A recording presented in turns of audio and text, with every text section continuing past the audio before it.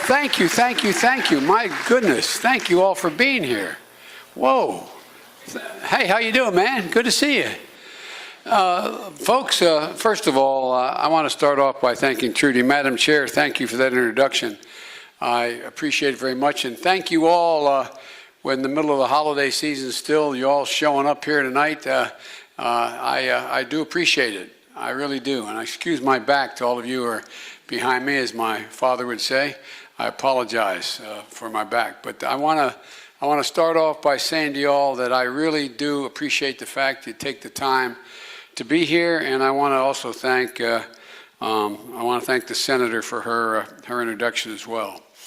All of those of you who are elected officials, this is a busman's holiday for you, and I apologize for that. And for those of you who aren't, well, this is New Hampshire. I was down in Peterborough, and we had a nice crowd, about 500 people show up, and I started off by saying that people in other states don't understand the Iowa caucus or you being the first primary in the country. And there's a simple solution answer I give them, and I really mean this, including people in Delaware and people in Colorado and Michigan. They don't understand it. But, you know, you all take it really, really seriously. And it's not just you take it seriously in terms of who you want to see for your state to be the next nominee and hopefully president, but you guys think beyond the box. You think about whether or not you're going to nominate somebody. You realize you sort of have the gate, and you only let a couple of us through. And if we don't get through, then it's determined that they're only narrow down the nominees. And the conversations I've had over the years here, campaigning for candidates, for your senators and for others, is that you take it seriously. You look at not only who you might think might help your state, but you look at terms of who do you think is going to be able to go on and win the nomination, not just the nomination, but who's going to be able to beat Trump in this case. And you look at everything from whether or not that person can, number one, win to begin with, or number two, even if they can win, can they bring along Democratic senators and representatives? Can they help candidates in states that we should be able to win, like North Carolina, Georgia, Texas, Arizona, states where we should be winning and we have a chance to win? And you all, when I talked to you on the last meeting and the meetings I've had here, people say, well, I don't know, can you help so-and-so win? If you're the nominee, is it going to be a drag on or is it going to be value added to the local candidate? And because we have to win back the Senate. We just can't win the presidency. If we don't win back the Senate, we're going to make it awful hard for the next president to be able to get done what he or she has in mind. And the third thing I find about all of you is you take a look at whether or not those among us, as you're calculating who to be for, do they have the experience or do they have the talent to be able to get what we're talking about needing to be done? Are they going to be able to do anything about global warming? But they can't do it with Trump there. Obviously, got to get rid of Trump. But beyond that, are you going to be able to get some kind of consensus in the Congress? Because without a consensus, without movement among the senators and congressmen, it's going to be awful hard to get it done. Can we do anything about dealing with the fact we've ignored education for so long and we've walked away from commitments to education in a big, big way, not only for preschool, but for all the way through college? What are we going to be able to do about seeing to it that we deal with? I heard the Violence Against Women Act mentioned. Well, you know, I wrote that legislation, but the fact of the matter is that it has to be reauthorized. And it's been sitting in the United States Senate without any movement, and we're going to lose it if we don't, in fact, get moving. And the reason we're going to lose it, I might add, relates to another issue that's of consequence, and that is whether we're going to have any rational gun policy so we don't send 6- and 8-year-olds off to school learning how to duck and cover to be out. That's okay. Hey, this is not a Trump rally. Okay. Oh. All right. I agree with you, man. I agree. Nice talking to you.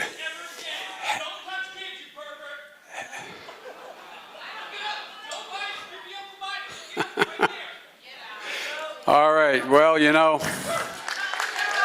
this this is a democracy. Well, I hope it does. I hope it does. Let her go. Let her go. Let her go. Let her go. Okay. Okay. Folks.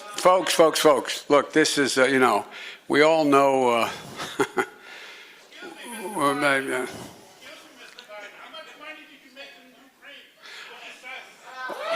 I'll tell you what. Well, wait. I released 21 years of my tax returns. Your guy hasn't released one. What's he hiding? Okay, look.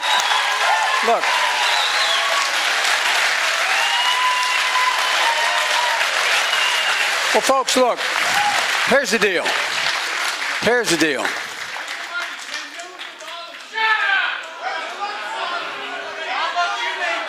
No. Just let him go. He's an idiot. Let him go. Okay.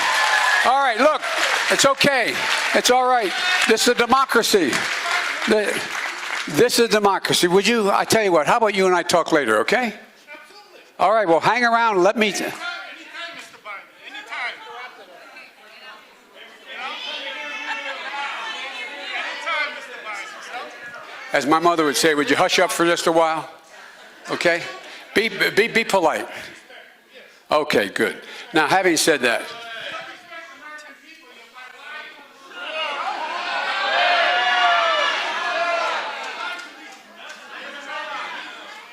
this is what I talk about having to restore the soul of America.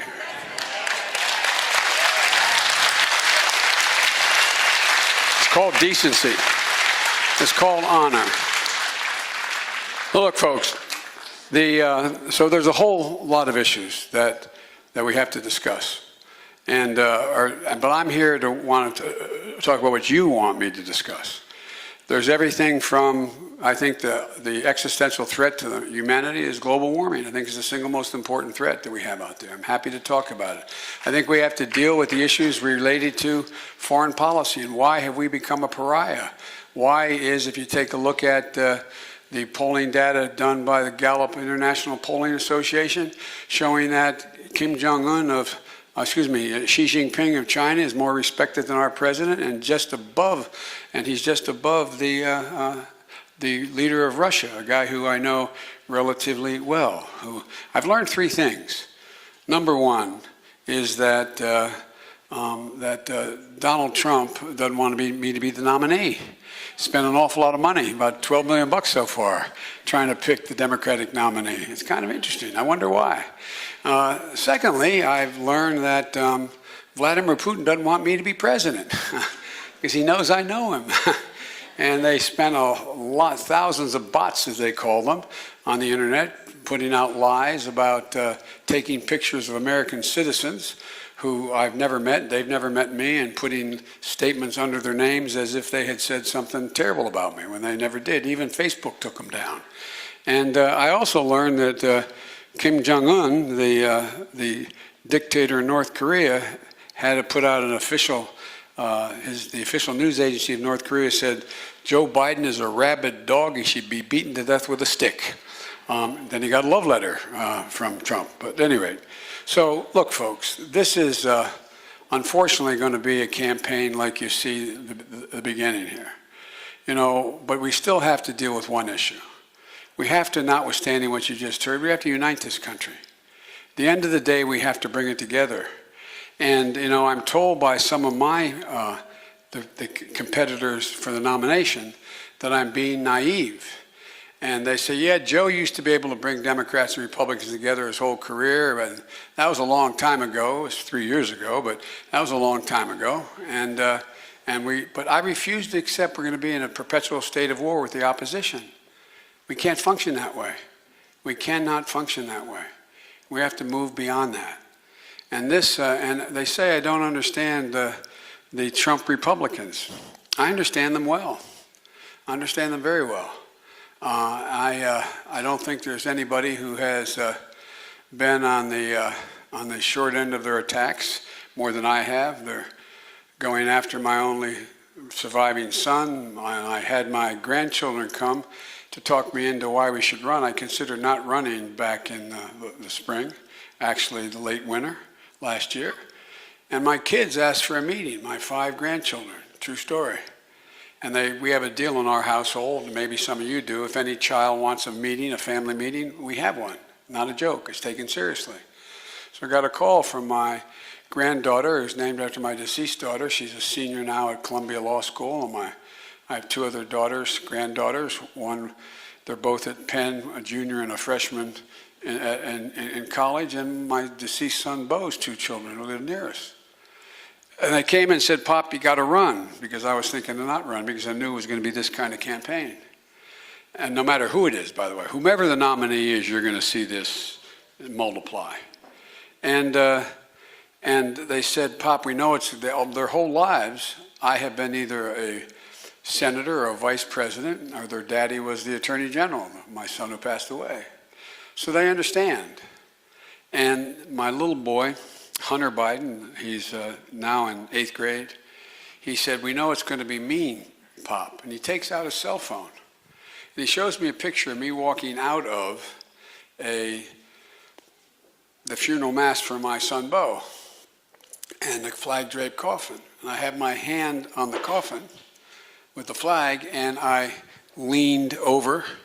And I used to always hold his daddy under the chin when we were at mass. I'd say, you're getting big. So I'm leaning over, and I have my hand, I'm leaning down to my grandson. Is he okay? Do we need a doctor? Someone fell. And so he opens it up and he shows me this, and underneath there was a caption saying, Joe Biden molesting another child. That's my grandson. So I know this is going to be a really ugly campaign. No matter who the candidate is, they're going to go after it.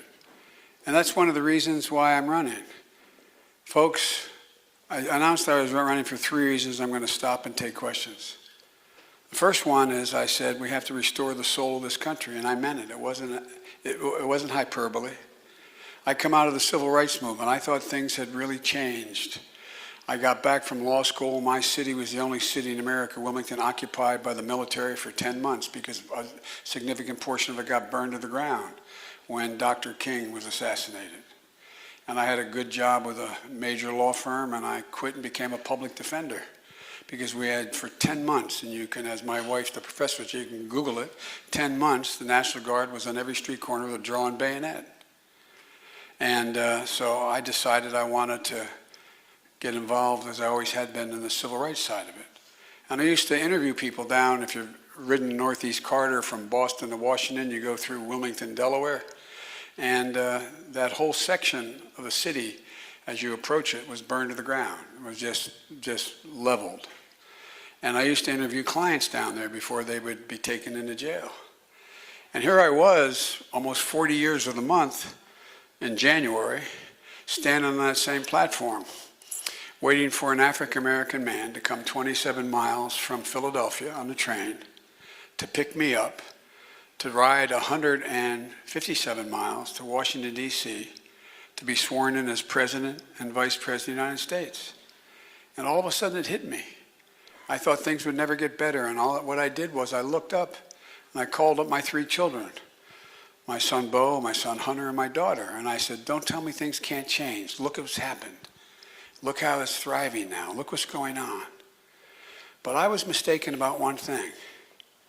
Hate never goes away, it just hides. It hides. Because what did you see in 2017? You saw people coming out of the fields carrying torches, contorted faces, their veins bulging. Literally, not close your eyes and remember what you saw on television.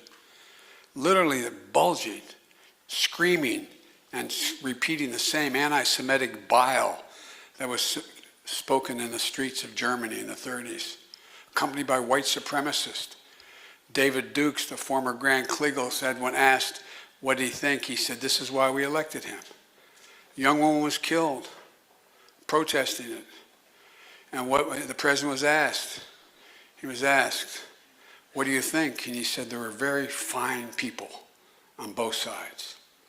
No president has ever said anything like that. Closest anybody's ever come was Andrew Jackson before the Civil War. It shocked the nation and stunned the world. You had leaders around the world saying, what's happening to America? And since then, it's been about dividing the country, pitting us based on our ethnicity, our gender, our race, our religion. It's got to stop. And I wrote an article for Atlantic Magazine saying we have to restore the soul of America. We've led the world not by the power of our example, but by the power, our example of our power, but by the power of our example. That's why the rest of the world is repaired to us. We hold these truths to be self-evident. All men and women are created equal, endowed by their Creator. Are we the people? We've never lived up to it, but we've never before walked away from it. And we're walking away from it. Democracy isn't guaranteed. It's not guaranteed. Every generation has to fight for it. Every single generation has opened the aperture of inclusion more and more and more and more. We're in a long way to go.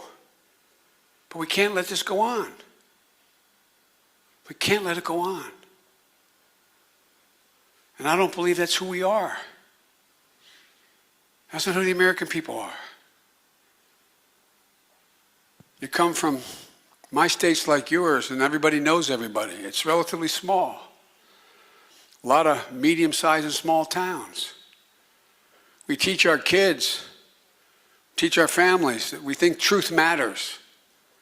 Decency is required. And for example, the men who kept this place open and worked 2 days making sure we could do this today. On your way out, thank them. Thank them. But guess what's happening? We're forgetting a little bit who we are.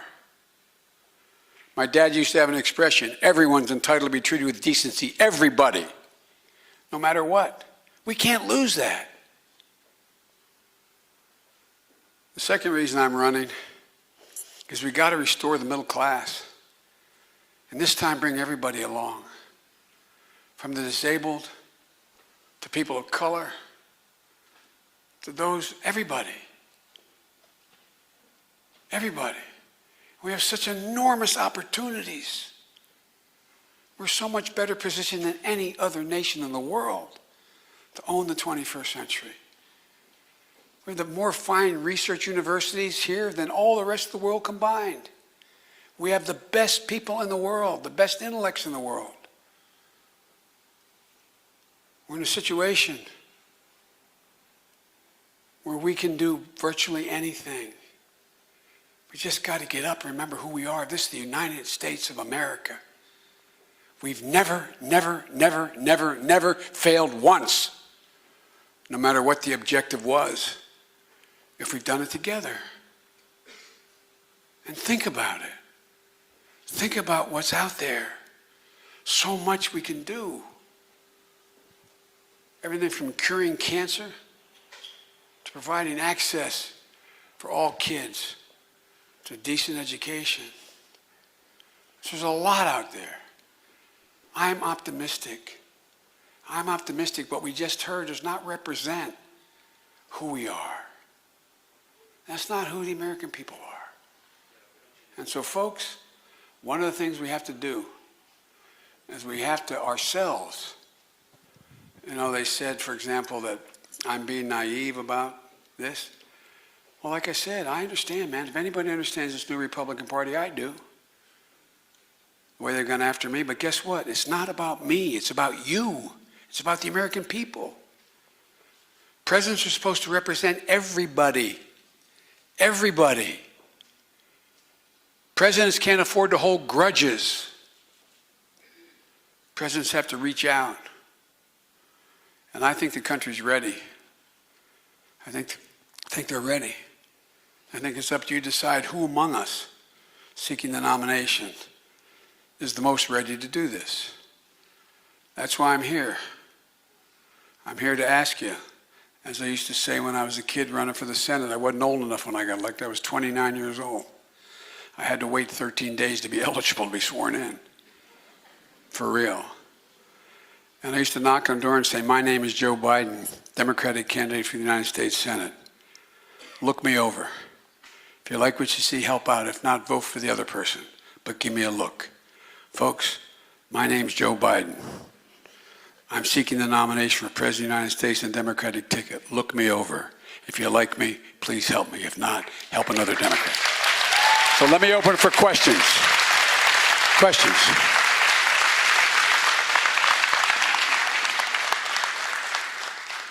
Actually wrote mine down because I said Okay. to think about it.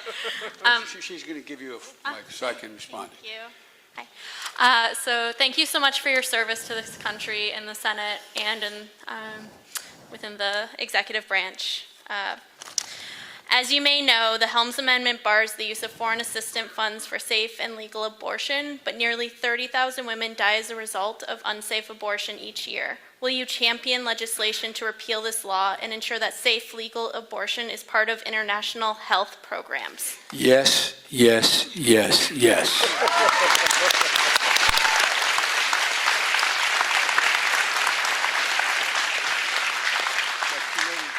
Anybody over there with a mic? Well, hey. There's two ladies back here.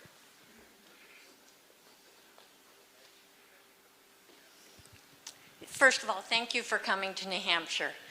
My question is, there is a tsunami of children that are aging out now of services that are on the autistic spectrum.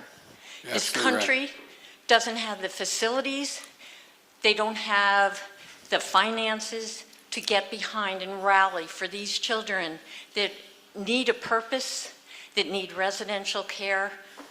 And just, I have a sister that's got a 21-year-old son, and she cries at night wondering, when she's too old to take care of this child, who'll be there to change this child's sheets if he wets the bed at night?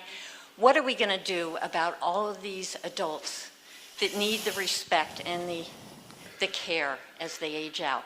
Well, first of all, you've identified the problem accurately. My wife's a teacher. My daughter has her master's degree in social work and deals with the very issue you're talking about. And the only thing you're wrong about is we can't afford it. Let me say it another way. We can't afford to not afford it. Because the cost, if you look at a cost-benefit analysis, the cost to the community of not responding is so much higher than the cost if we provide this. Same for foster children, by the way. There's a lot of, it goes on across the board. So one of the things I do, and I lay out exactly how I pay for all this, what I do in the healthcare side of my proposal is we provide for institutional care for those people when, in fact, and we provide for paying the relative, the son, daughter, mother, husband, father, who takes care of that child. Just like you have now, what we should have is we should have the ability for people to have the family leave. Well, we should pay for family leave as we did, for example, a lot of the veterans coming home. The people who most impact on moving people into a healthful situation are family, and they should be paid for it. They should be able to be paid for it, just like you would if you went out and you dealt with somebody else who was, in fact, providing a similar service. We can afford to do that. And I won't go into the detail, but if you want to talk with me after this, I'll go into stark detail with you. We can afford it. By the way, this tax cut that was just recently passed, which I strongly opposed, increased the deficit by $1.9 trillion. Hear me? 1 year, $1.9 trillion. Now, to do all the things that I'm talking about, including that, I have laid out in detail how I pay for everything. For example, right now, you have multimillionaires, and they're not bad people because they're multimillionaires, but you have multimillionaires who are paying capital gains for clipping coupons and investments they made on Wall Street. They're not bad people. But they're paying at about 20% now.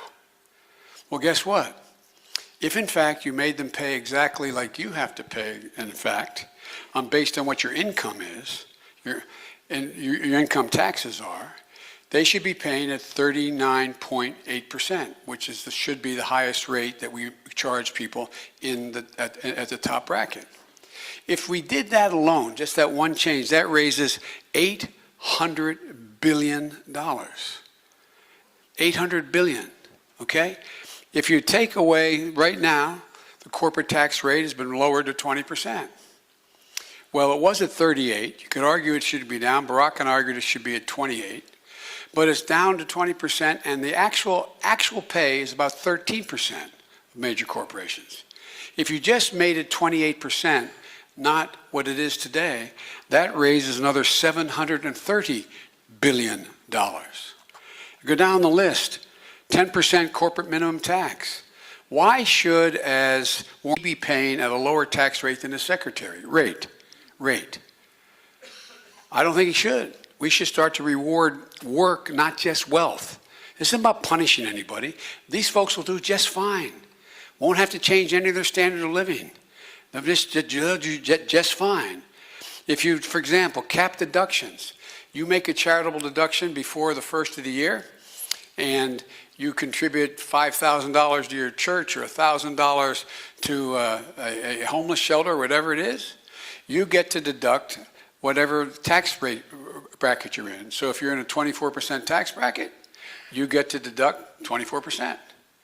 Well, if we capped all deductions, the most you could take is 28%, then we would save, just by doing that, nothing else, we would raise a total of $310 billion. Why should somebody who is making millions of dollars, and I'm not making them bad people, making millions of dollars, why should they be able to have a 39% deduction and for the same exact contribution you'd make?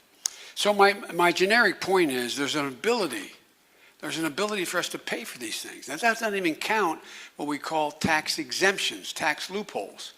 And this is the last, I'm sounding like a wonk here, I know that, okay? But I want you to know I come from the same school that they do here in New Hampshire, which is, if you're going to tell me you're going to do something, tell me how you're going to pay for it. And tell me who's going to pay for it, okay?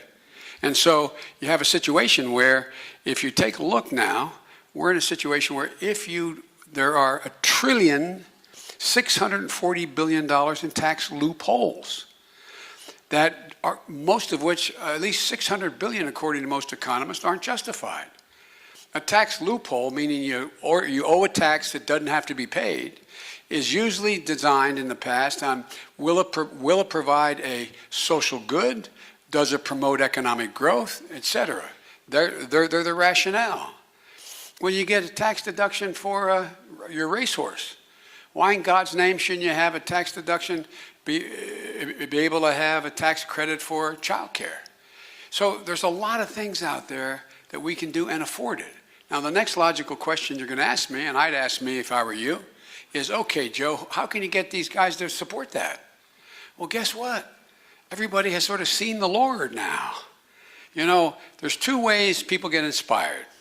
By the John Kennedys of the world who inspired us to appeal to our better angels, or the guy who comes along and, like the Carney show, he comes in and you find out comes through town once and there's no pea under any of the three shells, you know, when you're picking. Well, come around the next time, you go, whoa, whoa, whoa. Look what's happened with regard to health care. Remember, we quote, Barack and I quote, lost the House after we passed Obamacare. That was the argument. We lost the House. It became Republican. Well, most people didn't even know what they were getting had anything to do with Obamacare, that was the reason why it occurred. And all of a sudden, when our Republican friends decided we're going to take it away, they said, whoa, whoa, hey, whoa. You mean my child gets covered in this pre-existing condition? And can I get insurance for him and you're taking it away? Oh, that's Obamacare? Not a joke. You remember I got kidded because I said the president should have a fireside chat. Misspoke. But my point was that the President of the United States, I urged him to go on air and explain in detail what we just did with Obamacare. He said, we're too busy, Joe. Everything but locusts has landed on our desk. We're about to go into a depression. We don't have time. Well, once it started to be taken away, what happened? I went out in 2018 as a former vice president. I campaigned in 24 states, red states and purple states primarily, everywhere from South Carolina to North Carolina, from Alabama to Georgia to North Carolina to Arizona to Colorado, etc. And guess what? I was foolish enough, no one ever doubts I mean what I say, that sometimes I say all that I mean.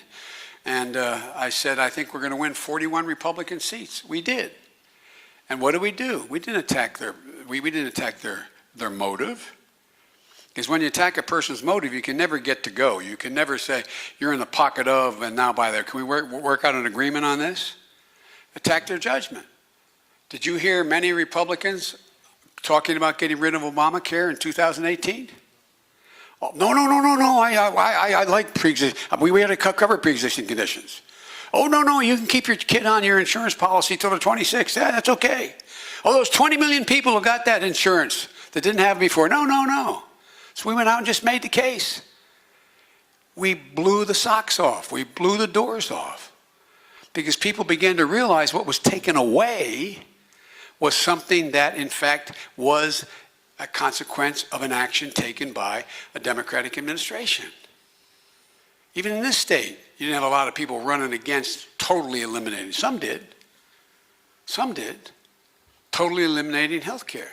So my generic point is, when you start talking, people now understand. They understand that Amazon pays no taxes. Bingo, zero. They're not bad folks. They do a lot of good things. But no taxes, making billions of dollars. Do you know many Republicans who think they shouldn't pay any taxes? Raise your hand if your next door neighbor's Republican said they shouldn't pay any taxes. I'm not joking about this. But people have become aware of all the things that have happened and what needs to be done. Doesn't mean we get everything done. It doesn't mean that. But it does mean there's a distinct opening. Something has changed. And with this president, a former president, we have an opportunity to do a lot of things that are able to be put together with Democrats and Republicans. And by the way, those things, we can't put everything together.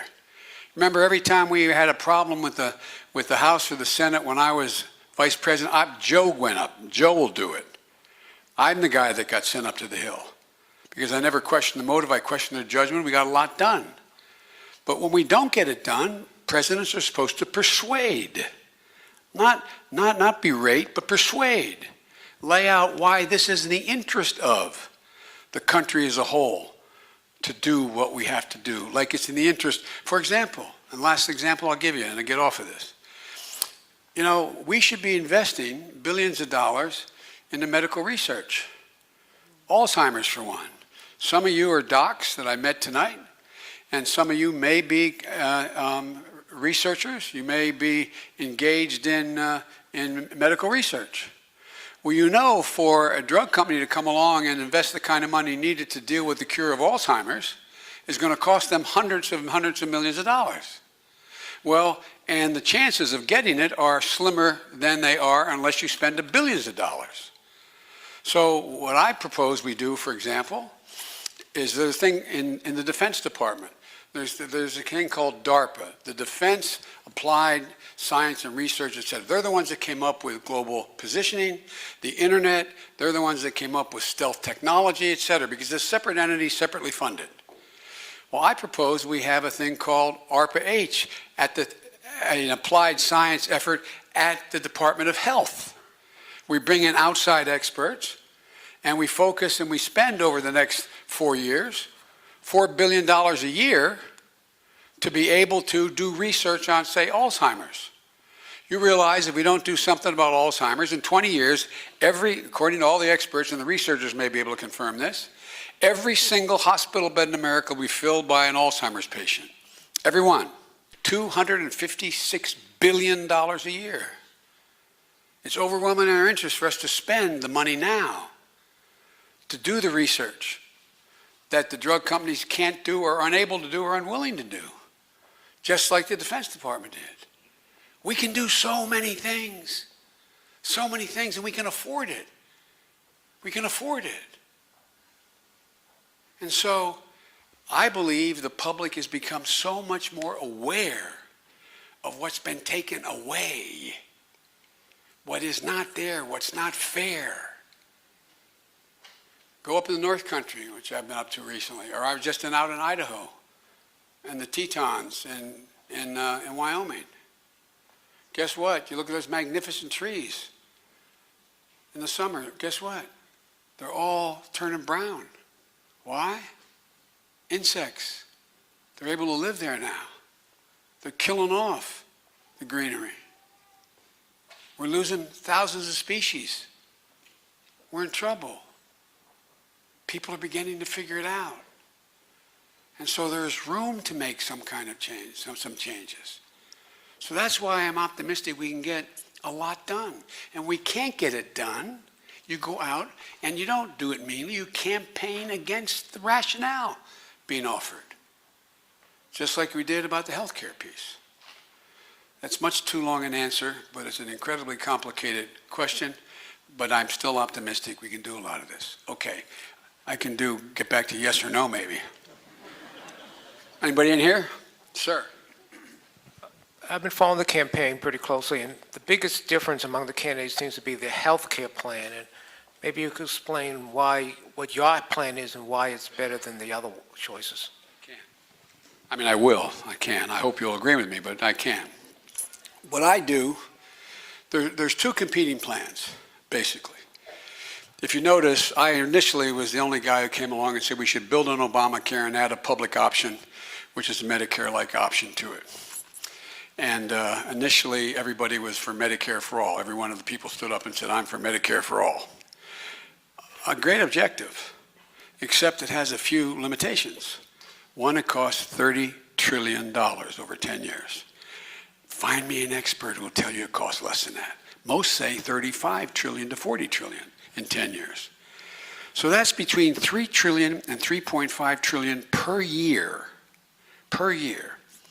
That is more money than we spend on every single solitary government program, from the military to education to health, every single program in a year. Now they say we're going to do that, except Bernie's being honest about it. You're going to say we're going to do that without raising anybody's taxes. Okay, you got 16 million people on Medicare now. You're going to add another 290 million in one fell swoop. You're now paying a Medicare tax, which we all do, out of your paycheck. Now tell me, how do you get there without significantly raising taxes for everybody, including middle-class people, where they end up behind the 8 ball and not better off for it? Now, the second thing is that in my proposal, it costs a lot of money. I subsidize it so you can buy into a better plan, cheaper, so you wouldn't have to pay any more than the $1,000 deductible if you are in the upper middle class or upper middle class and you can afford to pay it. And in addition to that, the Medicare provision in the public option of my plan, anybody who cannot afford health care, who qualifies for Medicaid, gets it free. Everybody's automatically enrolled for free. Now, that and a few other things are going to cost about $740 billion over 10 years. But I can pay for it over 10 years by the proposals I have, and if you want a copy, I'll get you a copy, anybody who wants it. And in the process, there's nothing missed, as my mother would say, between the cup and the lip. It can be done right away. It's not complicated. It's what Barack and I wanted to do in the first place. But the fact was, 5 Democratic presidents wanted to do what we did, and no one got it done until we came along. The president asked me to go wrestle the votes. I spent a lot of time in the United States Senate getting all the Democrats to vote for it. It wasn't easy. Without a single Republican vote, we passed it. We couldn't get the public option added. But now the people know what they lost and what is likely to be lost, we can get the public option passed. The third thing that's really important is, and I know I got criticized on the debate stage from a couple of my colleagues saying that I belonged in another primary because I was criticizing some aspect of the Affordable Care Act, and that I was a coward because I wouldn't go for what the Medicare for All. If you notice, there's not one candidate who's proposing Medicare for All who says they can do it in less than 4 to 10 years. Not one. Not one, no matter how you do it, thinks it can be done in less than 4 years, assuming you could pass it in that time. Now I have candidates talking about we have to have a transition period. Well, anybody who promises me I'm going to get something in 10 years I'm not so certain that's likely to come. So, but here's what it does. The provisions in the bills call for the following. That's how the money is saved. No one is allowed to have any private insurance, period. A matter of law. You cannot have a private policy. Now there's 160, I think it's section, what section is it? Everybody remember my staff? I think it's 236 or something. I'll get to this section. You're not allowed to have private insurance because that gets the insurance companies out of the business, and they argue that that's the thing that's causes prices to go up, et cetera. But here's the deal. You're in a position where you, in fact, have to give up the 160 million people who like their privately negotiated health care plans with their companies, who like it and think it's better. They have to give it up. There can be none. I think that's a choice you should be able to make. If you've negotiated with your company or your outfit and had lower wages for better benefits, and you've had that happen, and you think that's a better plan, you should be able to keep it. Now they say, well, is that like the promise saying you keep your doctor? No. What it's saying is that if your company gets rid of the plan, which they could, you have the option now to buy into Medicare for All that's in my plan, Medicare if you want it, and or buy into another plan that exists under Obamacare. So that's how it works. And I think we should let the American people decide what they want to do. If you notice, the vast number of unions don't support this because they've been breaking their neck. Now, one of them said what we're going to do is make every one of those unions, I'm not going to mention any names, every one of those companies that were paying into a plan, now they got to pay it directly into Medicare. Okay. They're going to voluntarily do that, huh? I got to figure out how they're going to do that. And those companies who didn't provide a decent health care plan, they don't have to pay anything. So the good guys are going to get penalized more than the bad guys who don't get penalized at all.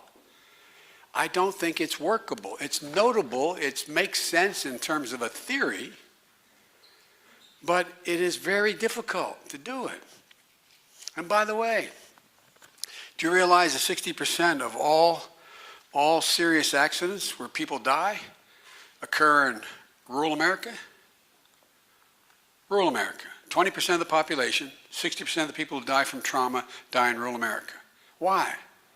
No access to hospitals. Well, guess one of the reasons why they're closing down all over America?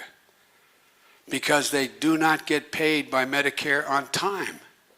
And they get paid less by Medicare. It costs more to keep open a hospital in a community of 15,000 people than it does to do one in a major city where you have significant input. So it has a lot of downsides. I'm not questioning their motive. I believe they believe this is the single best thing. And everybody points to, look what other countries have done. Well, other countries did it because they're about 1/3 our size or 1/5 or 1/10 down the line. And they don't have the other obligations we've had in the meantime. So, in addition, it takes down drug prices as well. The idea that Medicare is paying 840% more than they were paying for certain insulins and other medicines today is bizarre. These prices have gone up exponentially without any explanation. I saw a couple docs in the room here. Guess what? It used to be, and I'll not name the drugs, but some of you have to use them, will know. Guess what? You're in a situation where If you had a drug when it came out, you were paying, it cost you a lot of money. It cost you $25,000, $30,000 a year. I can name you four where it now costs $180,000 a year, and nothing's changed. Not one single solitary change in what cost to make that drug or the research that went into it. Well, guess what? Under my plan, and others, I'm not the only one, Medicare can negotiate drug prices. And they say, we're going to pay this much for it. If you don't want to sell it to that, we're going to go overseas and get it. We're not going to buy it. Guess what? They're a gigantic consumer. Drug companies will all of a sudden, as they say in Southern Delaware, have an altar call. They'll see the Lord. You'll see prices come down exponentially. Lastly, on drugs, and I won't do the health anymore. I know I'm probably giving you too much detail, but I don't want to mislead you in any way. If in fact all the new drugs, not all, the vast majority of the new drugs are drugs that are not chemical-based drugs, they're bio-based drugs. And they're employing the immune system. For example, when my son was dying, I didn't realize, he had stage 4 glioblastoma, I didn't realize at the time that 5 years before he was diagnosed when he came home as a war hero from Iraq, a decorated soldier, a major, I didn't realize that dealing with the immune system was viewed as sort of voodoo science. Well, all of a sudden it is now emerging as a potential, I think there's almost too much optimism, potential cure for using your immune system to break the blood-brain barrier, to go after and eat up the cell, the cancers, etc. Well, they're called bio-based drugs. Usually there's only one major company who has that drug, that works on it. If it's a unique drug, there's going to be a requirement. They go before a commission at HHS of outside experts to set the price of the drug. The price shouldn't be set on whether it works. If you find a cancer drug and you say, I'm going to charge $1 million for the cancer drug and it will cure a particular cancer, well, that has no relationship to, it's like we say we've found electricity. And by the way, we're going to make it available. The only way can have electricity is someone who's going to pay $1 million. Well, come on. It's a social requirement. There should be some relationship to what you invested and what you, in fact, are getting back. And it can be significant. It can be 2 to 1, 3 to 1, 4 to 1. But not the numbers that exist now. And so they'll be able to set the price. If they don't agree to the set price, we'll buy the drug abroad, or they can't sell it. They can't sell it to those covered by government plans. And they'll still make a great deal of money. But it's a way, and you cannot increase the price of the drug more than the cost of medical inflation, unless you demonstrate you've gone down and redone the drug. You've done more you've done more research and development on it. And by the way, it's not a bad thing. It's not like we're doing something terrible. These companies are making a great deal of money. And that's okay. Accept that. They shouldn't look what happened to the opioids. I'm the guy that started hollering about this as an outside. I was a professor at the University of Pennsylvania when I left, talking about this. When I found out that there were literally something like 3,000 prescriptions for opioids going to 2 drugstores in a town of 20,000 people in West Virginia, I said, whoa, whoa.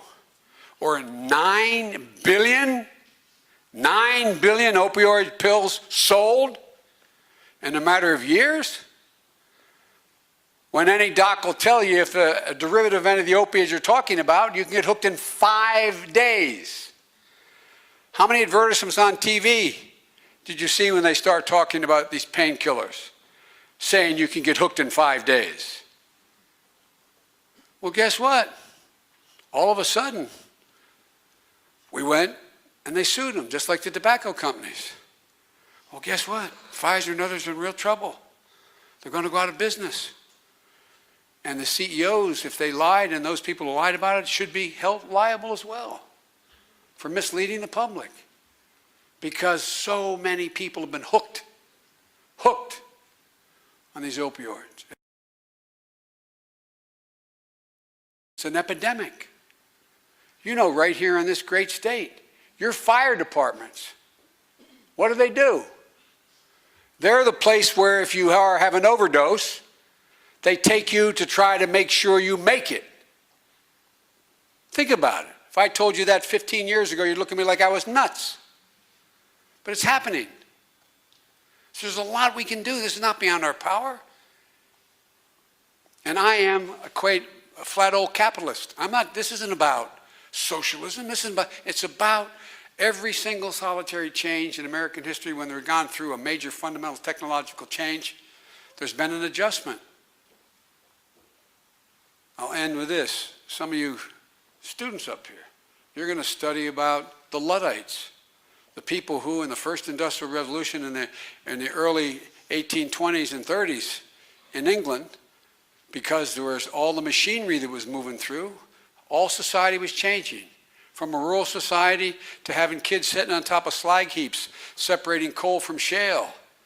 People working multiple hours and kids working on looms that were just being, in fact, invented. It was changing society. So what did the Luddites do? They wandered the Midlands of England, smashing the machinery. Well, guess what? We shouldn't be out smashing the machinery that all this new IT and everything is put together, but we should be regulating it like we have for every single solitary fundamental technological change that's ever taken place. And this is the fourth industrial revolution. Look what we did when television came along. We decided we need some rational basis upon which it could be used. So there's a lot we can do without punishing anybody, just being rational. Just being rational. But we have such enormous opportunities. I've given you too much about my whole plan on health care, but it is, I think, the issue I find around the country that people are most concerned about. Yes, ma'am. Hi, my name's Claire. I'm from Milwaukee, Wisconsin. Oh, welcome. Thank you. And I was wondering what you're planning on doing to help restore the voting rights to the hundreds of thousands of voters in Wisconsin and across the country that they've been taken away from. You're really smart. You got it. No, I'm not just saying that. What most people don't realize, 37 states have gone out and made it harder to register to vote, strip people who are on the polls because they didn't vote the last time, stripping them from the polls, from being able to vote. And we're going to do what I did and the president did, President Obama did, I don't want to confuse the two, with the Justice Department, to challenge every one of those attempts to make it more difficult for people to vote. If you notice, the president started off, remember the election was stolen in many places. He would have won by, I don't know, how many millions of votes? Well, had these big studies done. Guess what? They found no patterns of abuse. Even the Republicans who put these together. But what's happening now?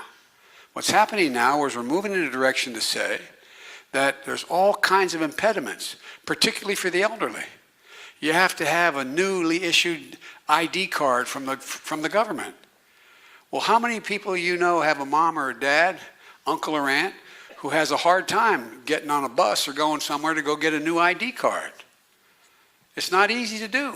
There's no rationale for it. When they already live in the place, nobody doubts that's where they're from. They voted the last time. So I would, in fact, aggressively use the Justice Department to challenge, as we did under Eric Holder in our administration, challenge these attempts, mostly in states, and I'm not being a wise guy, mostly in states that are Republican states. For example, suggesting that they don't want you, are you a student in college? And you go to Holy Cross here? In Worcester.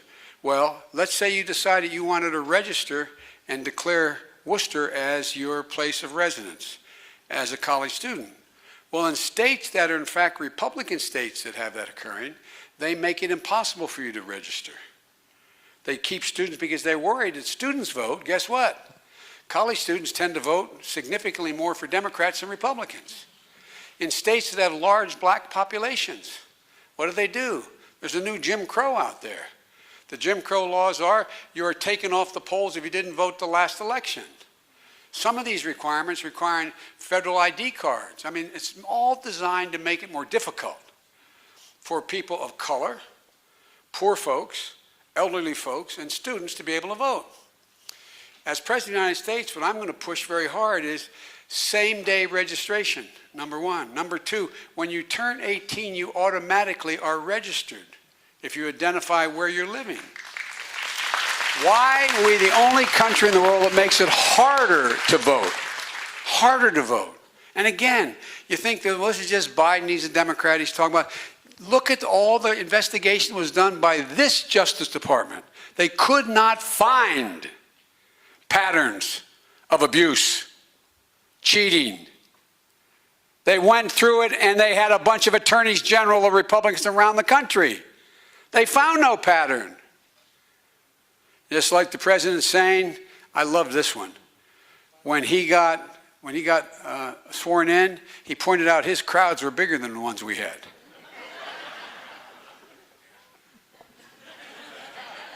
All you got to do is look at the aerial shots. There were over 1 million people there. Well, guess what? They blanked out entire sections. I mean, this is bizarre. Bizarre. And the rest of the world is looking at us like, what are they doing? But anyway, I'm going on too long. I can do, if you ask me an easy one, we'll take several more. Hi, thank you. I guess my question is whether you're a Democrat or Republican, I think most of us have the same goals. We want good education, safe environment, Amazon to pay their taxes. But my concern is all politicians say they're going to solve it, and whether it's you or somebody else, we seem to hear the same message every 4 years, and nothing changes. Well, I'm going to say something outrageous. I never said anything I haven't been able to do. I said we're going to make it easier for women to be safe in their homes. And it took me 6 years, but I wrote and passed the Violence Against Women Act. I said we were going to make sure that we had a chemical weapons treaty, and I negotiated a chemical weapons treaty where there's no chemical weapons in countries around the world. I said to you that I thought it was critically important that we have legislation that in fact made sure that we had community policing, because when there's community policing and they know the people in the neighborhood, crime goes down. I passed it, we did it. I'm not saying I passed everything that I set out to do, but there's been a lot of change. I love the argument that some make, well, you know, everything's been bad for a long, long time. Well, I didn't think Obama was that bad a president. I thought he was a pretty good president. I thought we did an awful lot of things. But here's the thing. I've been saying this for a long time, and the press, the national press that is with me, I think of the poor people, they just came from Iowa. They flew here when I was just in Iowa. They're bouncing all over the country. I think, they're not going to vouch for me. I don't mean that. I'm not suggesting that. But, you know, we've been saying this for a long time. One of the things I think is absolutely necessary for your next nominee to be able to do is whatever they say have earned the credibility that in fact they're being authentic. The last thing any nominee should do in the Democratic Party is to offer something that in fact they're not being authentic about, that they know can't get done. Because Trump will eat them alive. He'll eat them alive. So when I look at, for example, education, if I have $1 to spend on education, I'm going to spend it on preschool rather than post-high school. If I only had $1. Because all the studies show, as the teachers in here know from the great universities, that if you send children to school starting at age 3, not daycare, school, 3, 4, and 5-year-olds going to school, you increase exponentially the prospect of them, no matter what the background of the home they came from, doing well all the way through high school. It increases by something like 56, 59%. It's a significant increase. Staying out of trouble, not getting caught in drugs and or criminal activity, and having a chance to go on. So I come along, and it's totally doable. There's a thing called Title I schools. Schools from districts, and you have some in the state, that have a low tax base.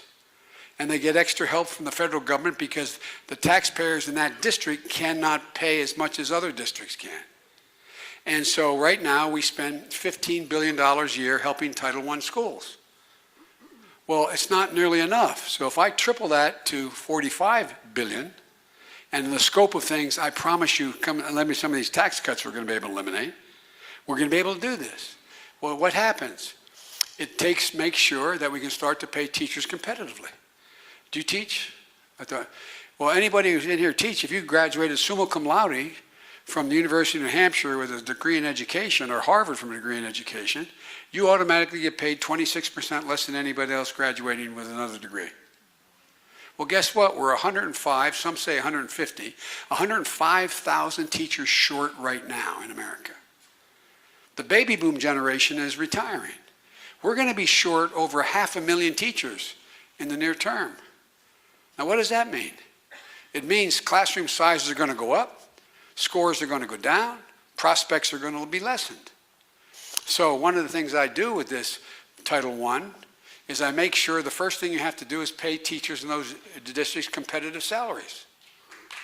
Competitive salaries. Number one. And by the way, I'm not talking about a $1 trillion program. I'm talking about increasing by $30 billion. A lot of money. A lot of money.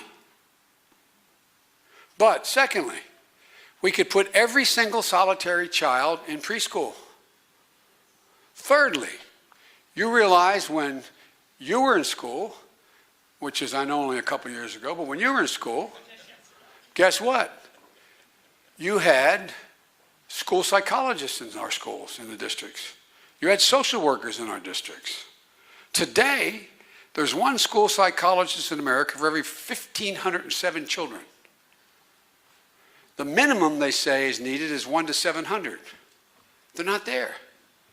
We have social workers. My wife is teaching to this day. She taught all the way through as second lady as well. And guess what? You know, if you're any teachers.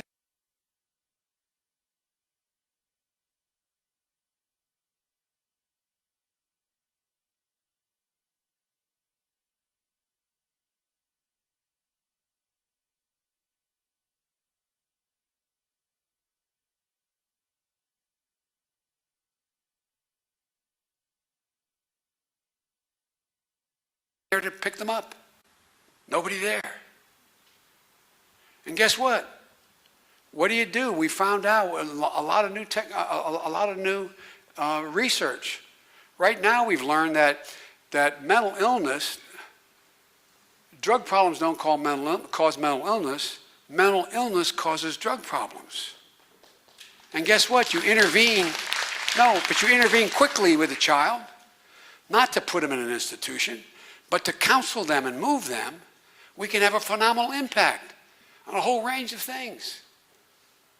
And so, what's how it just came from when we're in, I can't ask the press this, but they may remember, I don't remember what town I was in, when they pointed out to me that, in fact, they had a choice. Hire on 4 social workers or fire 4 teachers, and have to fire 4 teachers or keep teachers and bring in the social workers. Well, this district went out and they fired the teachers because they needed the social workers to deal with the problems that exist at home. And so, folks, they're practical things. I'm promising I'll get that done. And I've gotten a lot done in education as well. Or, for example, we talk about dealing with the whole notion of what we're going to do about the environment, global warming. I'm one of the guys that helped put together the Paris Climate Accord. I'm the guy that convinced our team that Xi Jinping, who I've spent more time with, I'm told, than any other world leader, I asked him whether he'd join, and I embarrassed him into having to join the process. Well, he did. Now we got almost 200 nations. But guess what? We walked away. We walked away. We make up only 15% of the world's, I'll get to you in this now, I forgot, ma'am, you were there. 15% of the problem, 85% of the problem is the rest of the world. Well, the first thing I will do is rejoin that the day I'm elected. And secondly, I will call a meeting in the United States of the major emitters and say, we got to up the ante. Because part of that deal was we would keep not only commitments that were made, as science made it clear to us we had to do more, we'd agree to do more. So there's a lot we can do. I won't even get into some of the other, I'm going too long. Anyway, this lovely lady over here, can you give this lady, she's been waiting a long, long time. I apologize for her. And if I can do yes or no, and then I'll do the gentleman in the back, and then I'll stand here and answer questions for you personally. Well, because you're now what they call a captive audience.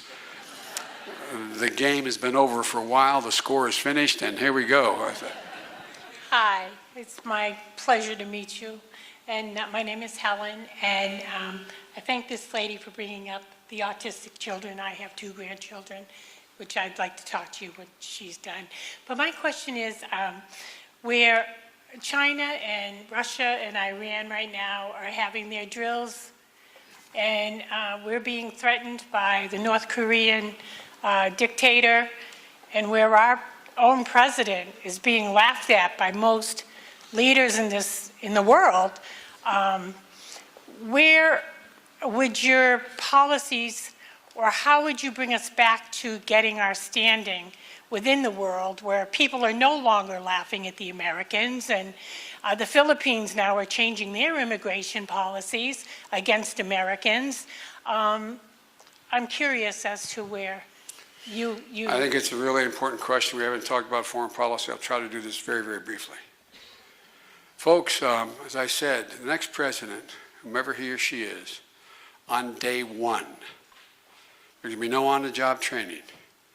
On January the 21st, 2021, when they command the world stage and stand before the world, better be able to immediately generate the respect from the rest of the world, and in fact, the rest of the world know that that person, unlike any other time in modern history, maybe since World War II, knows who they are, and they know who he or she is.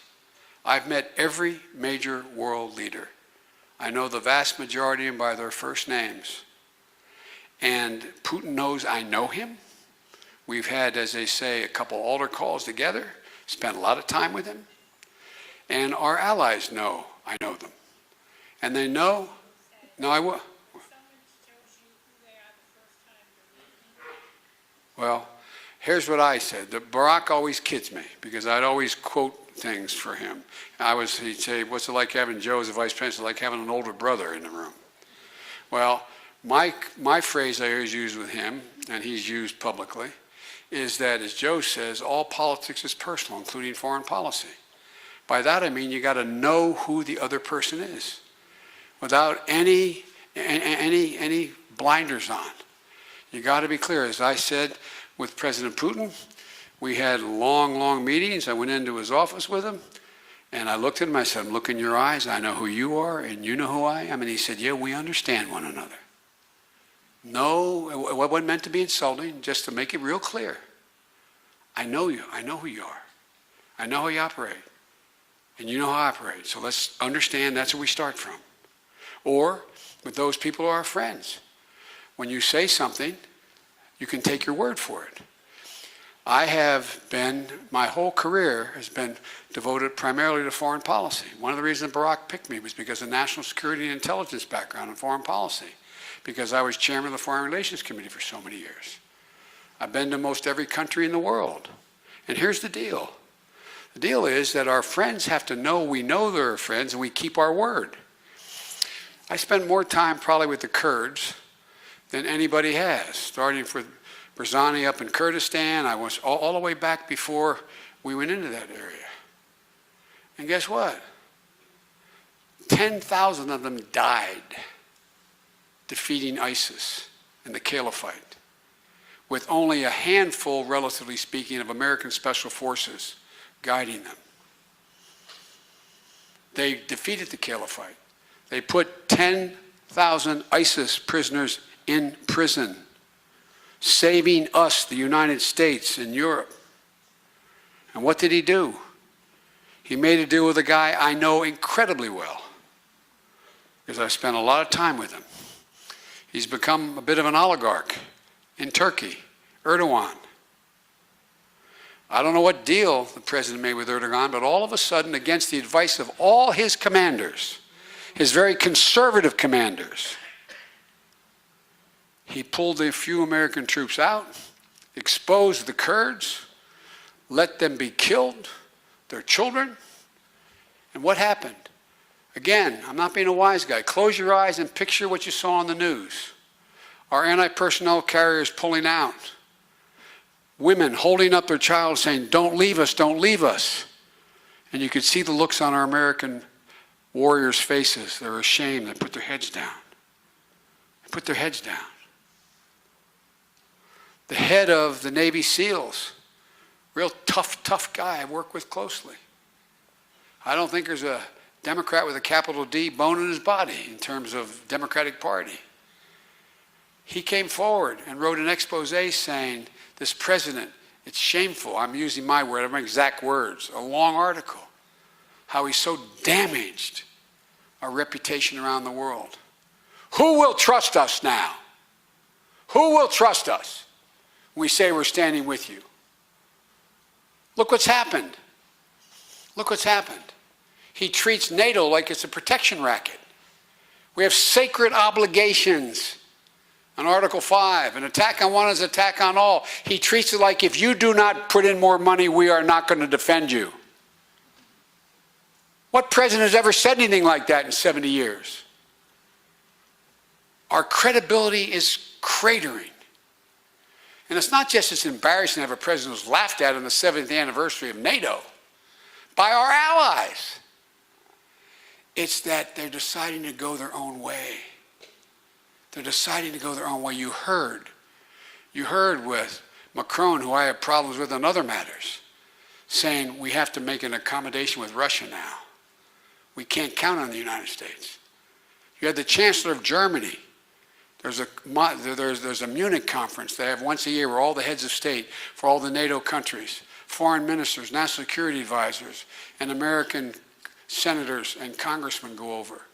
I used to lead the delegation, then John McCain, when I became vice president, he led the delegation. So I go over and they ask me as a former vice president, would I come and speak? These are the leaders of all the heads of state of our allies. Angela Merkel gets up. I can say this now because it's been made public. Angela Merkel gets up and says, we have to go it alone. We can't count on the United States anymore. And she gets a round of applause from our allies. Then what happens? Then Vice President Pence stands up and said, I'm here representing the president. Dead silence. Not a whisper. He went on to lay out the plans that they had, this administration had. Finished, dead silence. Not a single clap, even from the Republican and Democratic congresspersons. I get up and I'm supposed to speak, and I get up introduced by a former ambassador named Burns. My dad used to have an expression, he'd say, Joey, don't compare me to the Almighty, compare me to the alternative. I get up and I get a standing ovation. I haven't said anything because of the alternative, not me. And I made a speech about, no, that's not about me, because I've done this my whole life. I know these folks, and I talked about what the vast majority of Americans believe our policy should be, and it's different than what you just heard. I got a standing ovation when I finish from heads of state, national security advisors, and a number of the Republican members of the House and Senate who were there. Look, guys, our security is at risk. And I'm not talking about having to station 150,000 combat troops anywhere. What I'm talking about is small units. How many of you are military, women and men? Raise your hand. Small amounts of special forces. Organizing like I helped do, like we did 60 nations to deal with how to go after stateless actors and failed states. One of the reasons I ran in the first place as a kid was I was tired of us trying to be the policemen of the world. We have to do one of two things. Take on the responsibility for everybody, or have allies who will be with us to take down the bad guys. Concluding comment, a specific question. Now we have, when in fact we pulled out of, over the objection of the military across the board, out of Syria. Guess what? Talk about the propaganda value. There are Russian flags flying above U.S. bases. Whether that fundamentally changes our security interest is not even the question. The question is the propaganda value of that for the rest of the world. You live in Hungary, you're going to make an accommodation, man. You're going to figure out, I got the bear on my back. Watch what happens in Eastern Europe when we walk away and do things like that. And folks, it matters. And it doesn't require us to have large standing armies on other soil. Because no one can match us in terms of any other nation, including China and or Russia, in strategic capacity or warrior capability. But the danger is going to come and continue to come from failed states, stateless actors and terrorists. And we better get it together pretty quick. And we better know what we're doing. And so what the lady is talking about is it was announced, now you have joint patrols of the Chinese, the Russians, as well as the Iranians patrolling the Persian Gulf. America first has made us America alone. America alone. America alone. And it's got to change. It's got to change. And we have time. It's going to be hard as the devil. They always ask me, what's the first thing you do as president? The first thing I'm going to do when I get elected, if I get elected, I'm going to be on the phone, calling our friends and our foes, and making clear where U.S. stands, who we are. We're back. Period. Not a joke. Not a joke. No threats. Just statement. Remember that program years ago when I was a kid, Walter Brennan? We used to be, and they say, ain't brag, ma'am, just fact. Well, just a fact. We're the most powerful nation in the world, and we're crippling ourselves. Crippling ourselves. And we have to change it.